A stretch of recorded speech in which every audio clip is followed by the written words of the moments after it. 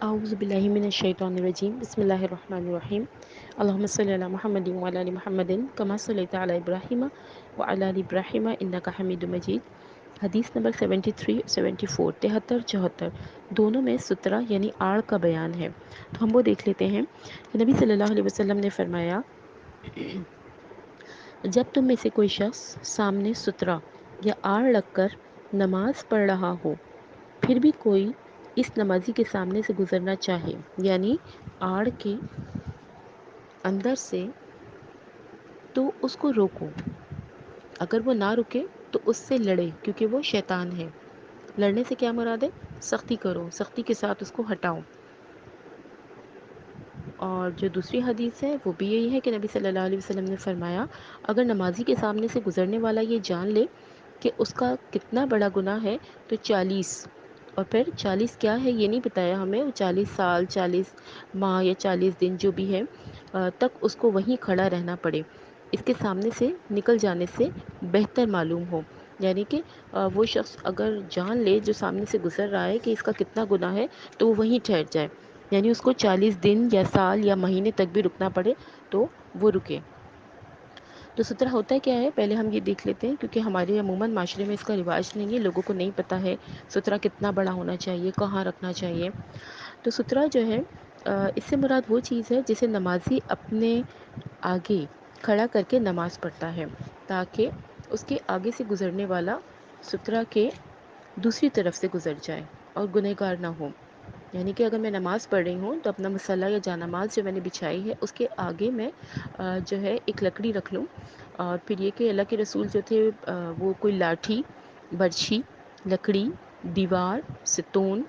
درخت وغیرہ ان سب کو سترہ بنانے کا ہمیں حکم دیتے ہیں، یعنی ہم کوئی بھی چیز جو ہے وہ سترہ بنا سکتے ہیں۔ دیوار ہے اگر تو ہم بالکل اس کے ساتھ جو ہے وہ جانماز رکھ سکتے ہیں، اپنی بچھا سکتے ہیں، یا یہ کہ کوئی لکڑی کھڑی کر دیں، یہی کہ اگر کوئی درخت آ رہا ہے تو وہ بھی سترہ بن سکتا ہے۔ اور امام کا جو سترہ ہے وہ سب مقتدیوں کے لیے کافی ہوگا، یعنی کہ امام نے اگر سترہ رکھا ہے تو پیچھے سے جتنے بھی مقتدی ہیں ان کا سترہ وہی ہوگا۔ جیسے کہ اور ہمیں روایات ملتی ہیں کہ نبی صلی اللہ علیہ وسلم نے فرمایا کہ جب تم میں سے کوئی شخص اپنے سامنے پالان کی لکڑی کے برابر کوئی چیز رکھ لے، یعنی کہ ایک لکڑی کے برابر کوئی چیز رکھ لو، تو نماز جاری رکھو، اور جو کوئی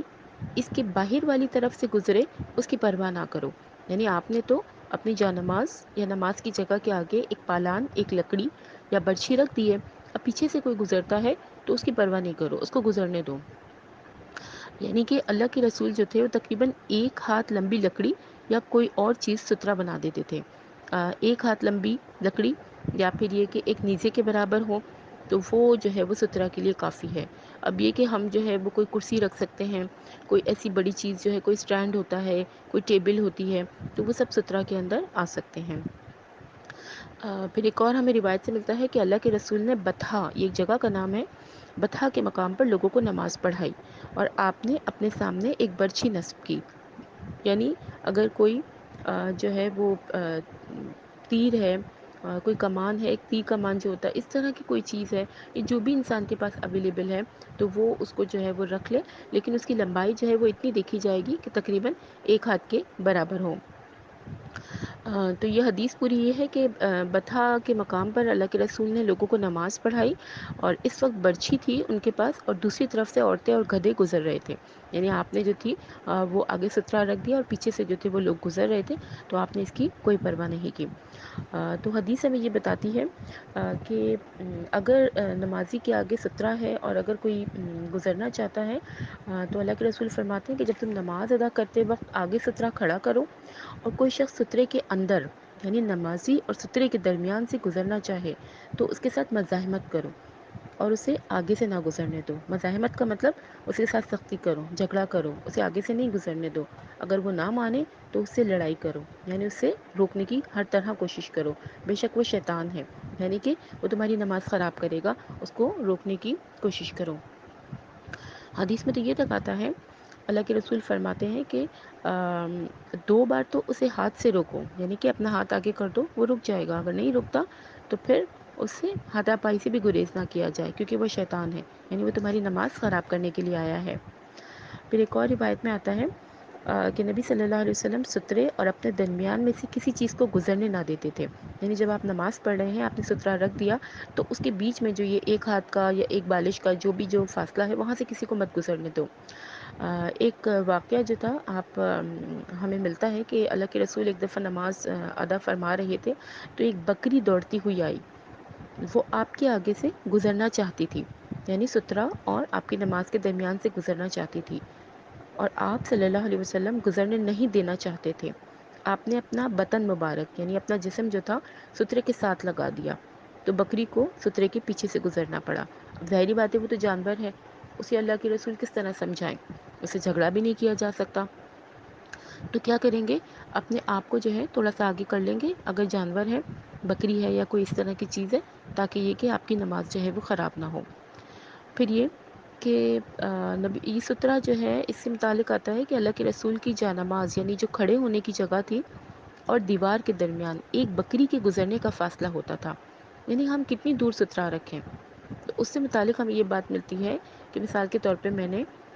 اپنی جانماز یا کھڑے ہونے کی جگہ جو ہے وہاں سے اور جو دیوار ہے یا جہاں میں سترہ رکھ رہی ہوں تو اس کے بیچ میں کتنا فاصلہ ہوگا، تو اتنا فاصلہ ہوگا کہ ایک بکری گزر جائے. ٹھیک ہے. پھر دوسرا یہ کہ اور بھی ہمیں روایات ملتی ہیں کہ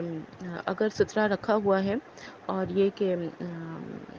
اس کے درمیان سے اگر کوئی گدھا یا کتا آگے سے گزر جائے تو نماز ٹوٹ جاتی ہے. یعنی کہ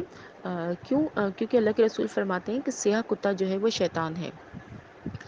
تو سب سے پہلی بات تو یہ کہ نمازی کو یہ کوشش کرنی چاہیے کہ وہ ایسی جگہ کھڑا ہو جہاں پہ سے گزرنا ہو، لوگوں کا گزرگاہ نہ ہو. یہ پہلی کوشش جو ہے وہ نمازی کی خود کی ہوتی ہے. کیونکہ ہم اکثر جو ہے وہ ایسی جگہ کھڑے ہو جاتے ہیں جہاں پہ لوگوں کا راستہ ہوتا ہے، زیادہ گزرنے کی جگہ ہوتی ہے. تو پھر یہ کہ ہمیں پہلے ہی دیکھ لینا چاہیے کہ یہ جگہ جو ہے لوگوں کے گزرنے کی تو نہیں ہے. تو اگر گزرنے کی جگہ ہے تو کوشش کریں کہ ایسی جگہ ہم نماز شروع کریں، ایسی جگہ ہم اپنی جانماز بچھائیں کہ جہاں پر جو ہے وہ گزرنے کا راستہ گزرگاہ جو ہے وہ کم ہو. اور پہلے کوشش کر لیں کہ اپنی نماز پڑھنے سے پہلے اپنے آپ کو چیک کر لیں کہ ہم جو ہے وہ مکمل طور پہ ہم نے اپنے آپ کو ڈھانپا ہوا ہے، اور جو ہے وہ ہم نماز پڑھنے سے پہلے جو ہے ایسا تو نہیں ہے کہ جیسے ہم نے پچھلی حدیث میں پڑھا تھا کہ ہمارے ہاتھوں کی چوڑیاں، انگوٹھیاں یہ سب نظر آ رہی ہیں، کپڑوں کے ڈیزائن نظر آ رہے ہیں اور ہماری نماز میں خلل ہو. تو ہر وہ چیز جس سے ہماری نماز میں خلل پیدا ہوتا ہے اس کو پہلے جو ہے وہ ریموو کر دیا جائے گا. سترے کا بھی یہی معاملہ ہے کہ پہلے ایسی جگہ ہم کھڑے ہو جائیں جہاں پہ لوگوں کا گزرنے کا راستہ کم ہو. پھر ایک اور بات ہمیں ملتی ہے، اب مثال کے طور پہ میں نماز پڑھنے کھڑی ہو گئی، میں نے سترہ بھی رکھ دیا تھا، اور لیکن ہوا کیا کہ جیسے کہ ہم اللہ کے رسول کے بارے میں دیکھتے ہیں کہ چونکہ آپ کا حجرہ جو تھا بہت چھوٹا تھا، کوئی کھڑا ہوتا تھا تو اس کا سر لگتا تھا، اور یہ کہ لیٹتی تھی حضرت عائشہ تو ان کے پیر جو تھے وہ سجدے میں نبی صلی اللہ علیہ وسلم کو لگتے تھے. یعنی حجرہ تھا ہی چھوٹا نا. جیسے کہ حدیث میں آتا ہے کہ حضرت عائشہ سے روایت ہے کہ میں یعنی حضرت عائشہ نبی صلی اللہ علیہ وسلم کے آگے سوتی تھیں اور میرے پاؤں آپ کے سامنے ہوتے تھے. جب آپ سجدہ کرتے تھے تو مجھے ہاتھ لگاتے اور میں اپنے پاؤں سمیٹ لیتی، اور جس وقت آپ کھڑے ہوتے تو میں پاؤں پھیلا دیتی. اور ان دنوں گھروں میں چراغ نہیں ہوتے تھے. یعنی کہ یہ وہ وقت تھا، ہم تو بہت ہی زیادہ جو ہے وہ آئیڈیل سچویشن میں ہیں، گھر بھی بڑے بڑے ہیں، مکان بھی بہت بڑے ہیں، کمرے بھی بہت بڑے ہیں، اور یہ کہ لائٹنگ بھی بہت ہے، لیکن ہم جو ہے وہ چونکہ ہم تا قیامت تک کے دین کو جو ہے وہ سیکھ رہے ہیں، تو ہو سکتا ہے ایسی سچویشن ہو کہ کمرہ بہت چھوٹا ہے اور یہ کہ لائٹ نہیں ہے، چراغ نہیں ہے، روشنی نہیں ہے. تو اس سے کیا پتہ چلتی ہے ہمیں بات کہ اگر مثال کے طور پہ میں نے نماز پڑھنی شروع کر دی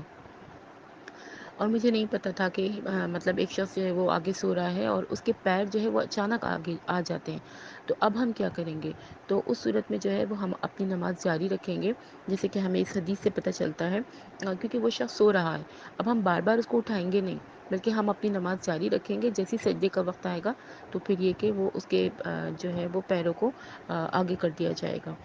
جیسے کہ ہمیں جو ہے حضرت عائشہ کی روایت سے پتہ چلتا ہے، لیکن یہ اس سچویشن میں ہے کہ جگہ بہت چھوٹی ہے، اور یہ کہ اگلا جو شخص سو رہا ہے اس کو سونے کی جگہ ہی نہیں ہے. کیونکہ یہ خاص طور پہ بات جو ہے وہ اللہ کے رسول کی تہجد کے بارے میں آتی ہے کہ اللہ کے رسول رسول تہجد کی نماز پڑھتے تھے تو اس وقت حضرت عائشہ سو رہی ہوتی تھیں. تو یہ کہ اس سے ہمیں پتہ چلتا ہے کہ دوسروں کو جو ہے وہ تکلیف نہیں دی جائے گی. جیسے کہ بہت ساری روایت سے پتہ چلتا ہے نا کہ جب کوئی سو رہا ہو اور ہم تہجد کی نماز پڑھ رہے ہوں تو زور سے نہیں بہت پڑھنی ہے، اس کی نیند نہ خراب ہو. تو بہرحال ہمارا دین جو ہے وہ سب کے لیے ہے اور آسانی والا دین ہے. ٹھیک ہے جی. صدق اللہ العظیم. سبحان ربک رب العزت عما یصفون وسلام علی المرسلین والحمد للہ رب العالمین.